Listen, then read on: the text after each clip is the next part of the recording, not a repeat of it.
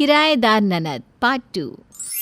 पिछले पार्ट में आपने देखा कि सावित्री अपने बेटों को बेटी प्रिया से ज़्यादा अहमियत देती है, इसलिए शादी के बाद प्रिया का मायके में आना जाना बहुत कम हो जाता है। सास सावित्री अपने दोनों बेटों और बहुओं के साथ अपने आलीशान 2 मंजिला मकान में रह रही होती है। एक दिन बेटी प्रिया माँ को फ़ोन करती है तो पता चलता है कि माँ अब अपने बेटे बहू के साथ अपने मकान में नहीं रह रही, बल्कि शहर से बाहर बने अपने फार्म हाउस में रह रही है। प्रिया माँ को समझाती है कि उन्हें भाई भाभी के साथ रहना चाहिए, लेकिन माँ उसकी बात को टाल देती है। इधर सास ससुर के जाने के बाद दोनों बहुएं ऊपर की मंजिल के लिए एक किराएदार ढूंढने लगती है और ननद प्रिया को ऊपर की मंजिल पर किराएदार रख लेती है। अब आगे। भाभी, पवन जी पूछ रहे थे कि भाभी ने कोई रेंट एग्रीमेंट क्यों नहीं बनवाया। आप कहे तो हम एग्रीमेंट बनवाकर एडवांस किराया देने के लिए भी तैयार हैं। अरे नहीं प्रिया, घर की बात है, तुम्हारे साथ इन सब फॉर्मेलिटी में पड़ने की क्या ज़रूरत है। कोई एडवांस की ज़रूरत नहीं है, तुम बस हर महीने अपना किराया देती रहना, इतना ही बात है। भाभी की बात सुनकर प्रिया बिल्कुल निश्चिंत हो जाती है और बड़े आराम से अपने मायके में किराएदार बनकर रहने लगती है। शुरुआत में तो कुछ दिन सब कुछ बहुत अच्छे से चलता है, लेकिन धीरे धीरे भाभियों को ये समझ में आने लगता है कि यहाँ ननद प्रिया किराएदार कम और मकान मालकिन बनकर ज़्यादा रहने लगी है।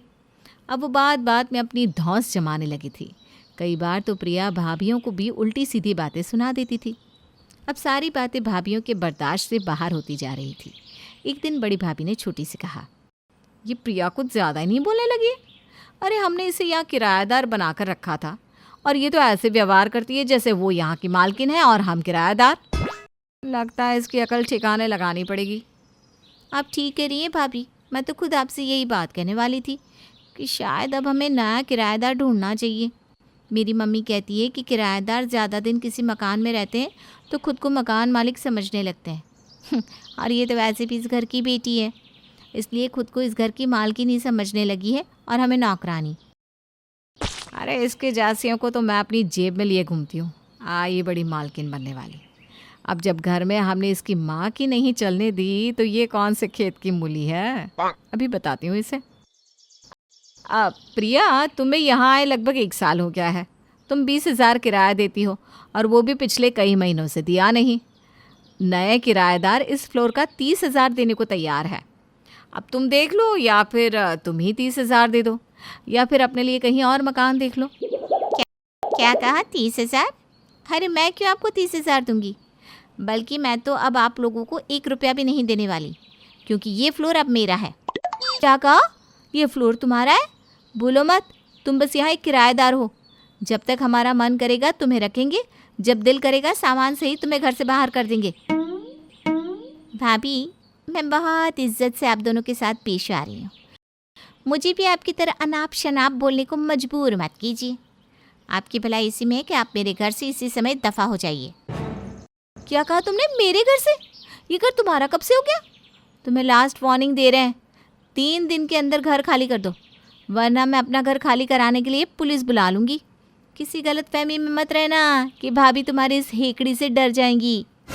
अरे भाभी, बड़ी नादान हो आप दोनों। ये मकान मेरे मम्मी पापा का है और उनकी संतान होने के नाते इस मकान पर आपसे पहले मेरा अधिकार है। आज से ये फ्लोर मेरा है। और हाँ, कोर्ट कचहरी जाने की गलती भी मत करना, वहाँ भी आप दोनों कुछ प्रूव नहीं कर पाओगी। देखो तो, भलाई का तो ज़माना ही नहीं रहा। एक तो अपने घर में इतने दिन रखा, ऊपर से ये हमें ये आंखें दिखा रही है। देख लिया ना पूजा तूने, इसीलिए मैं कह रही थी कि रिश्तेदारी दूर की अच्छी होती है। लेकिन तुम तो बड़ी प्रिया भक्त हुई जा रही थी, भाभी भाभी करके मेरे पीछे पड़ी हुई थी। तुम्हें बुलाया था ना इसको, अब भुगतो। हाँ भाभी, बुलाया तो था, लेकिन मुझे क्या पता था कि ये प्रिया 2 दिन में ऐसे रंग बदल लेगी। आप चिंता मत करो, मैं भी इसकी धमकी से डरने वाली नहीं हूँ। मेरा भाई वकील है। आज ही अपने भाई के पास जाती हूँ और इसको धक्के मार के घर से बाहर ना निकलवाया तो मेरा नाम भी पूजा नहीं। पूजा अपने भाई के पास जाती है और मकान खाली करवाने के लिए नोटिस ननद प्रिया के पास भिजवा देती है। नोटिस के जवाब में प्रिया मकान के कागज़ दिखा देती है, जिसमें मकान की मालकिन की जगह उसका नाम लिखा हुआ था। प्रिया के पास मकान के कागज़ देखकर पूजा और वर्षा के तो पैरों के नीचे से ज़मीन ही खिसक जाती है। वो दोनों समझ ही नहीं पा रही थी कि उनके साथ धोखा आखिर किया किसने है, ननद प्रिया ने या सास ससुर ने। मुझे पूरा यकीन है प्रिया ने नकली कागजात बनवाए हैं। माँ बाबूजी, ये मकान इसके नाम कर ही नहीं सकते। मैं अभी माँ बाबूजी को यहाँ बुलाती हूँ और उनकी बेटी की करतूत दिखाती हूँ। भाभी की बात सुनकर प्रिया अपनी माँ सावित्री को फ़ोन करती है। थोड़ी ही देर में सावित्री अपने पति के साथ वहाँ पहुँच जाती है। आपने देखा माँ जी, आपकी बेटी ने क्या कर्म किए हैं। ये हमारे मकान पर कब्जा करना चाहती है। इस मकान की मालकिन तो आप है ना माँ जी। अब आप ही अपने हाथों से धक्के मारकर इसको घर से बाहर निकालिए, तब इसे अपनी औकात समझ में आएगी। इतने सब तमाशा के बीच दोनों बेटे पुनीत और विनीत भी घर आ चुके थे। पूजा, तुम बिल्कुल सही कह रही हो। इस मकान से बाहर वो जाएगा जो यहाँ गलत तरीके से रह रहा है।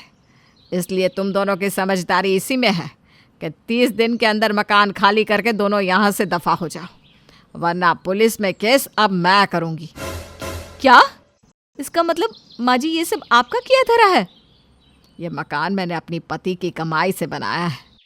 इस पूरे मकान में तुम्हारे पतियों की कमाई की एक ईंट भी नहीं लगी। इसलिए जिसे मेरा मन करेगा उसे मैं ये मकान दूंगी। तुम दोनों दहेज में लाई थी क्या ये मकान? ये मकान मैं अपनी बेटी को दे चुकी हूँ। तुम सबको क्या लगा था कि तुम माँ के साथ कुछ भी कर लोगे और माँ कुछ भी नहीं करेगी? वो तो अच्छा हुआ कि आपके यहाँ किराए पर आने के बाद एक दिन मैं माँ से मिलने के लिए फार्म हाउस गई थी। माँ तो मुझे कुछ बताना ही नहीं चाहती थी। तभी पापा बाज़ार से राशन लेकर घर में घुसे। पापा को बाइक चलानी आती नहीं, इसलिए पापा बाज़ार से पैदल ही सामान लेकर आए थे।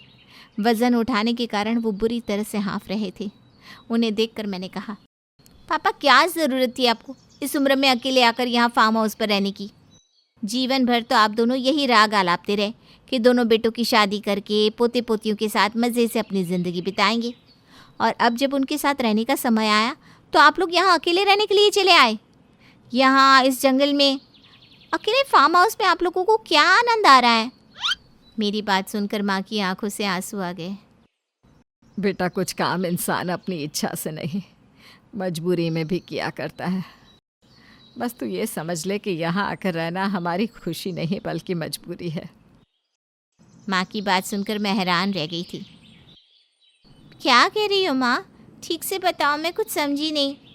बेटा, उस घर में रहकर अपना आत्मसम्मान बचाए रखना अब हम दोनों के लिए बहुत मुश्किल हो रहा था। दोनों बहुएं हमसे सीधे मुंह बात तक नहीं करती थी। जब से तुम्हारे पापा रिटायर हुए हैं, वे दोनों तो हमारे निवाले तक गिनने लगी थी। ना समय पर खाना बना कर देती थी, ना ही कभी बच्चों को हमारे पास बैठने देती थी। मुझे भी आकर काम पकड़ा जाती और हर समय खाली बैठकर रोटी तोड़ने के ताने देती। एक दिन तो उसने तुम्हारे पापा से कहा कि दिन भर यहाँ बैठकर अखबार पढ़ते रहते हो, ये नहीं कि सुबह उठकर घर की सफाई कर दिया करो। मैंने जीवन भर उनसे कभी झाड़ू को हाथ भी नहीं लगवाया, और बहू के राज में वो बेचारे सुबह 5 बजे उठकर पूरे घर की सफाई करने लगे। बस अब और अपमान मुझसे बर्दाश्त नहीं हो रहा था, इसलिए हम दोनों वो मकान बेटा बहू को सौंप कर यहाँ चले आए। यहाँ आकर कम से कम 2 रोटी इज्जत से तो खा रहे हैं। माँ, इतना सब कुछ हो गया, लेकिन आपने मुझे कभी कुछ नहीं बताया। मुझे तो आपने कभी अपनी संतान समझा ही नहीं। बस शादी क्या हुई, मुझे दूध में से मक्खी की तरह निकाल कर अलग फेंक दिया। अगर आपके बेटे आपके काम नहीं आए तो कम से कम एक बार अपनी बेटी को ही याद करके देखा होता। मेरी बात सुनकर माँ और बाबूजी रोने लगे। तू सही कह रही है बेटा। शादी के बाद हम अपने बेटे और बहू के नशे में इतने डूबे हुए थे कि हमने तो कभी तेरी तरफ पलट कर भी नहीं देखा। हमें माफ़ कर दे, लेकिन अब मैं अपनी भूल सुधारूंगा। ये मकान जिसमें तू किराएदार बनकर रह रही है वो तेरे ही नाम करूंगा। अब तू इस मकान की मालकिन बनेगी और वो दोनों घर से बाहर निकलेंगी। जो बच्चे माँ बाप का सम्मान नहीं कर सकते, उन्हें माँ बाप की संपत्ति में हिस्सा लेने का कोई अधिकार नहीं है। बस उसके बाद माँ बाबूजी ने मकान मेरे नाम कर दिया, और मैंने भी आप दोनों को सबक सिखाने के लिए ही ये किया। प्रिया की बात सुनकर दोनों बहुएं अपने किए के लिए सास ससुर से माफ़ी मांगने लगती है। माफ़ी मांगने से अब कुछ नहीं होगा। सास ससुर की संपत्ति तो सबको अच्छी लगती है, लेकिन उन्हें 2 रोटी देना और सम्मान से जीने देना ये इतना भारी क्यों लगता है? तुम चारों अब यहाँ से जाओ हमारे घर में तुम्हारे लिए कोई जगह नहीं है। ससुर की बात सुनकर दोनों बेटे अपने परिवार को लेकर वहाँ से चले जाते हैं।